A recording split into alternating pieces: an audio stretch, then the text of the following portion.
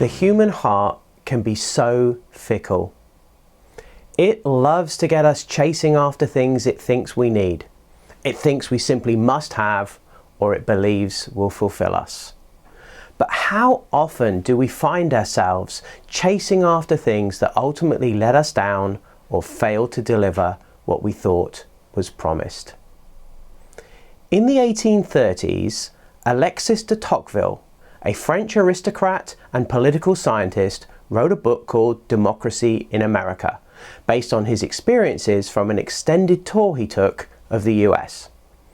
Among a number of insightful observations that have made his book one of the most quoted books about the United States, de Tocqueville commented that many Americans he encountered seemed to be haunted by what he called a strange melancholy in the midst of their abundance.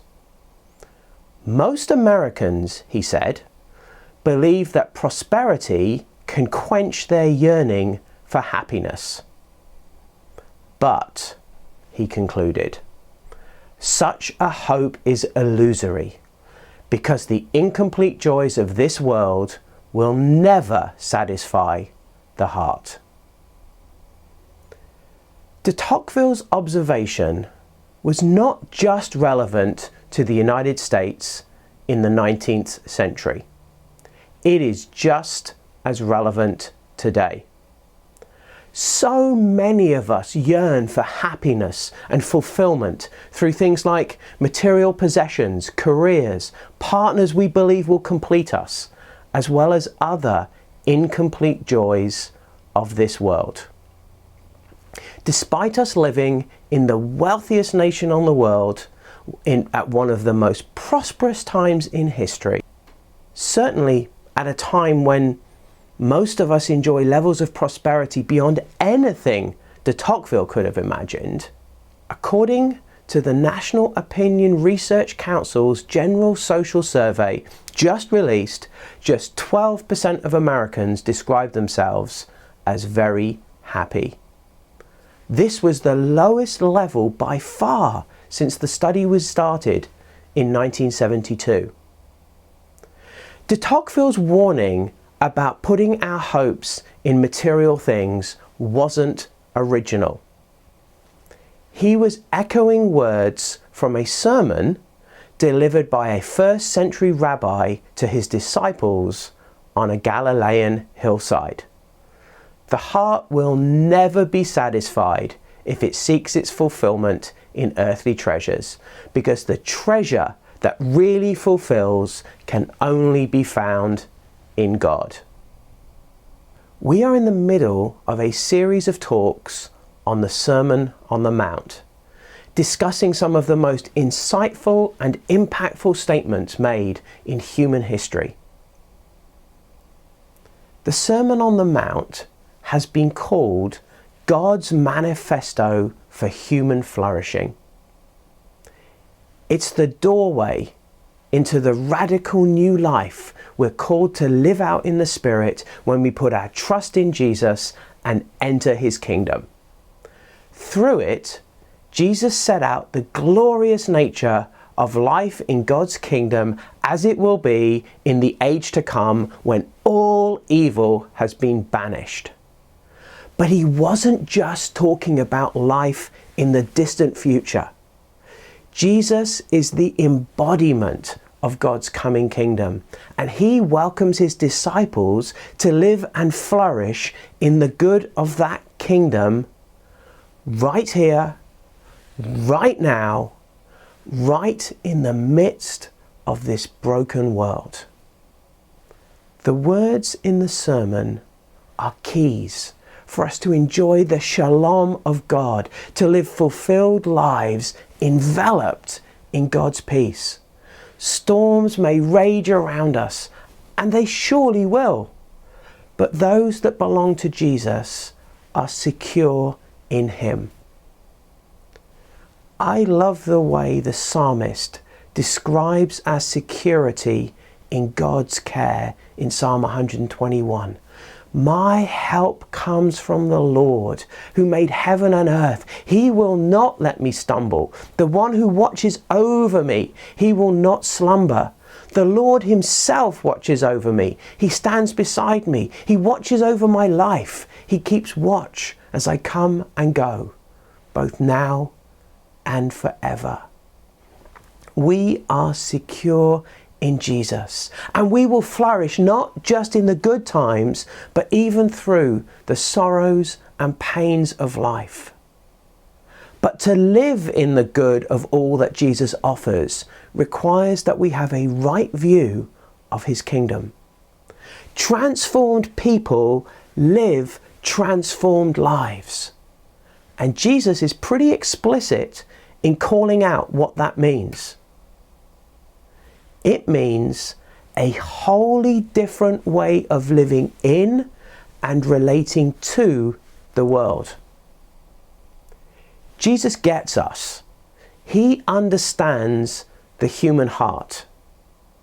He knows how we are naturally drawn to things that will never fulfill us. And he knows the things we are all susceptible to, the attitudes and behaviours that rob and destroy peace and prevent us from flourishing in life. So in the Sermon on the Mount, he lays out not a set of rules through which we might win God's favour, but words of wisdom and deep insight into the human condition. Words that challenge us to discover how radically transformed our lives will be if we dare to follow them. We've reached Matthew chapter 6, verse 19. Until this point in the sermon, Jesus' focus has mainly been on how different his disciples' transformed lives will look compared to the attitudes and behaviour of the religious establishment. Now he pivots to explain what will set his followers' lives apart from the world. Let's read the story together, beginning at verse 19. Do not lay up for yourselves treasures on earth, where moth and rust destroy and where thieves break in and steal. But lay up for yourselves treasures in heaven, where neither moth nor rust destroys and where thieves do not break in and steal. For where your treasure is, there your heart will be also. The eye is the lamp of the body. So if your eye is healthy, your whole body will be full of light. But if your eye is bad, your whole body will be full of darkness. If then the light in you is darkness, how great is the darkness? No one can serve two masters, for either he will hate the one and love the other, or he will be devoted to the one and despise the other. You cannot serve God and money. Just like the rest of the sermon, these words must have stunned his listeners. To the first century religious and political crowd, those with treasures on earth were the blessed ones, the privileged, the powerful, and the prosperous. Material wealth, health, and position in society were understood to be the result of God's blessing and favour. The poor and the marginalised, they were the ones living under God's curse. So, what is Jesus getting at here? In just a few sentences, he reveals the fallacy of their understanding about the things that matter in life and reflect God's blessing. He exposes the source of their motivations, loyalties, and desires, and he challenges them to understand and address the impact these things have on their lives. Charles Spurgeon called this passage a grand motive for keeping our desires above groveling objects. Explaining this, He said, "The heart must and will go in the direction of that which we count precious. The whole man will be transformed into the likeness of that for which he lives. Where we place our treasures, our thoughts will naturally fly. It will be wise to let all that we have act as magnets to draw us in the right direction. If our choicest possessions are of the earth, our heart will be earthbound." Our hearts are fickle and naturally chase after the things we count as valuable. But we end up becoming the things we value. So we'd better make sure we're looking to the right places to invest our lives. Let's dig into some of the implications of all of this. In the first of 3 metaphors, Jesus speaks to our treasures. He said, "Do not lay up treasures for yourself on earth, where moth and rust destroy and where thieves break in and steal. But lay up for yourselves treasures in heaven, where neither moth nor rust destroys and where thieves do not break in and steal. For where your treasure is, there your heart will be also." Our treasures are the things we value in life. They're the things that occupy our thoughts and our time, the things we focus our minds, emotions and wills on. For some people, that might be their home, their car, their career, or their 401k. For others, it may be their relationships, their friends, their spouse, or even their children. For others, it might be their status, or their education, or their politics. And for some, maybe for most of us, it's money and wealth. Now, there is nothing inherently wrong with any of these things.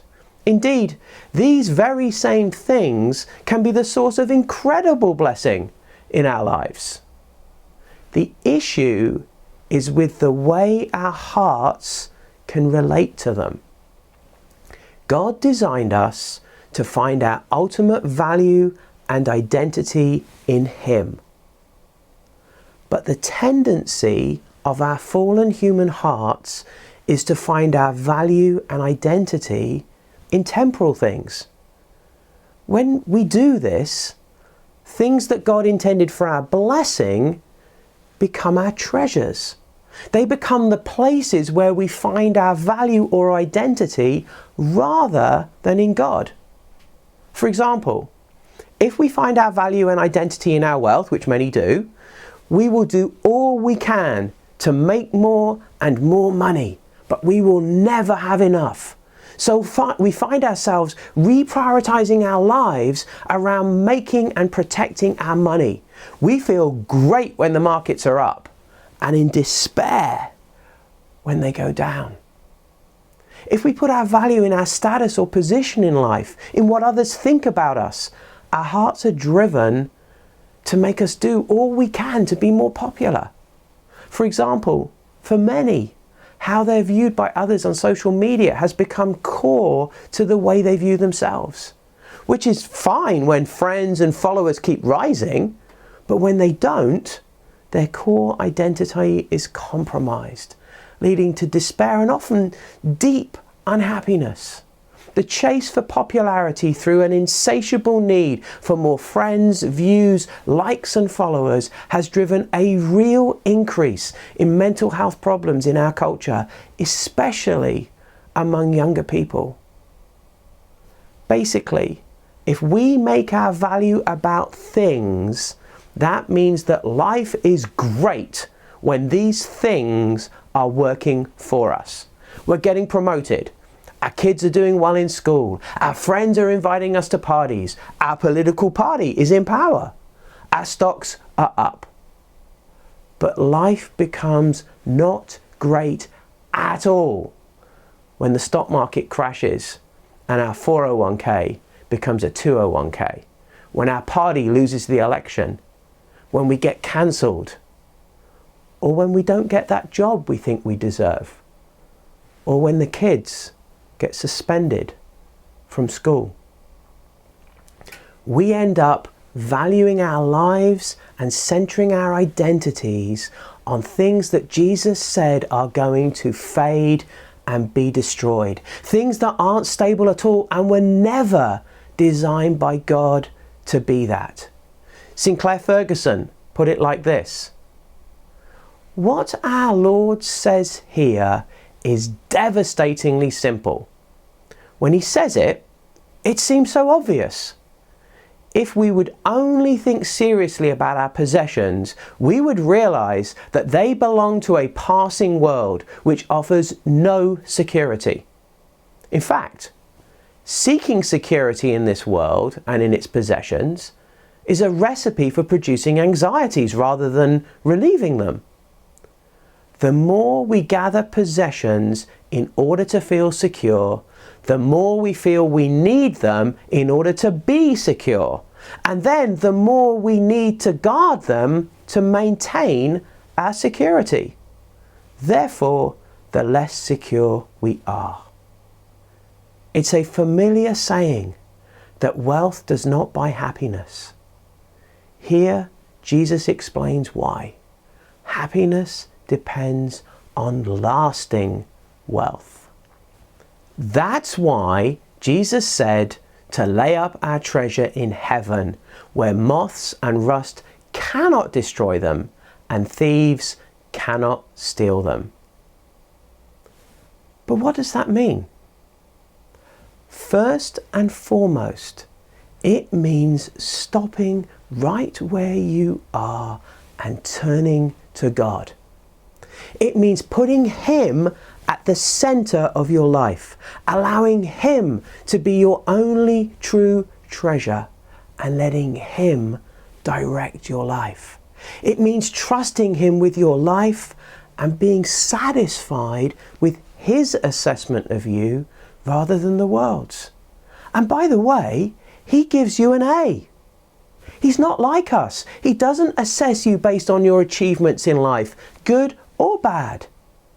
When He looks at you, He sees the righteousness of His Son, and He's delighted. Now, for some of us, that means getting off the world's treadmill and learning to rest and find your delight in God. For others, it means chasing after God rather than the things of this world. For all of us, it means holding on to our earthly treasures lightly, with open hands and generous hearts. They're gifts from God to be enjoyed and used for His purposes. Paul told Timothy to challenge the wealthy people he knew he'd encounter, people like most of us. As for the rich in this present age, he said, charge them not to be haughty, nor to set their hopes on the uncertainty of riches, but on God, who richly provides us with everything to enjoy. They are to do good, to be rich in good works, to be generous and ready to share, thus storing up treasure for themselves as a good foundation for the future, so they might take hold of that which is truly life. Laying up treasure in heaven is not an appeal to altruism or asceticism. Jesus doesn't demand that we give up stuff so we can be more acceptable to God or to win His favour. Rather, it is only as we turn our lives and our loves over to God and find our true value and worth in Him that we will find true fulfilment in life. No matter how appealing the treasures on earth might seem, they will never truly satisfy us. They're temporal and they will let us down. They will deteriorate and be destroyed, and they will take us down with them. Jesus uses his second illustration about eyes and light to reinforce his previous point, explaining more about the workings of the heart and its impact on our lives. The eye is the lamp of the body. So if your eye is healthy, your whole body will be full of light. But if your eye is bad, your whole body will be full of darkness. If then the light in you is darkness, how great is the darkness? These words are more difficult for us to understand, but to first century listeners, they would have been crystal clear. Theologian Jonathan Pennington argues that the eye would have been viewed as a metaphorical window between the inside and the outside of a person. What's going on inside us can be understood through the things we focus on outside of us. In other words, the things we value in life direct our lives and expose what's going on in our hearts. Eyes were also understood to be what enabled the body to find its way. And the eye's effectiveness in leading a person in the right direction was dependent on it being sound, on it working properly. The word sound here is the Greek word haplous, which was used to suggest undivided loyalty. In this case, meaning that sound eyes are those that are undivided in their commitment to direct the body in the right way. The eye directs the body towards its purpose in life. A good eye towards the light, towards undivided loyalty to God. The bad eye towards darkness and the things that will bring destruction. This paralleled and reinforced Jesus' previous argument and pointed to his concluding and perhaps most poignant metaphor. Laying up treasures in heaven and laying up treasures on earth do not make good bedfellows. We have to choose. Jesus said, "No one can serve two masters, for either he will hate the one and love the other, or he will be devoted to the one and despise the other. You cannot serve God and money." The heart can only go one way. We can't choose both. We all face this double bind. Even though we know the way of God is the right way, the draw of the things of this world is so strong, we want both. Jesus knew this, so he spelt out the implications rather bluntly, using money as his example. We either store our treasures with God, focus our eyes on him, and serve him alone, or we're not actually serving him at all. So, in conclusion, according to Jesus, there are just two ways we can live. We can live with a view to accumulating things of value on earth, or we can live with a view to accumulating things of value in heaven. Treasures laid up on earth will never lead to true flourishing and fulfillment in life. They never deliver what we thought they promised. As de Tocqueville said, the incomplete joys of this world will never satisfy the heart. Only God can meet the deepest needs of our hearts. Only God can satisfy. So, the mark of Jesus' disciples is that their eyes are on heaven. They found their value not in the perishing things of this earth, but in God himself. And they measure their behavior and attitudes by the effect they will have in heaven, not their performance on earth. Let your kingdom come. Let your will. In your small groups, please consider the following questions. What are some of the things we might find ourselves laying up as treasures on earth? What are the implications of laying up treasures on earth? What are some ways we might lay up treasures in heaven? Why do you think Jesus makes us choose between treasures on earth and treasures in heaven. Are there any treasures on earth that are controlling or directing your life that you'd like prayer and support to address? Pray for one another.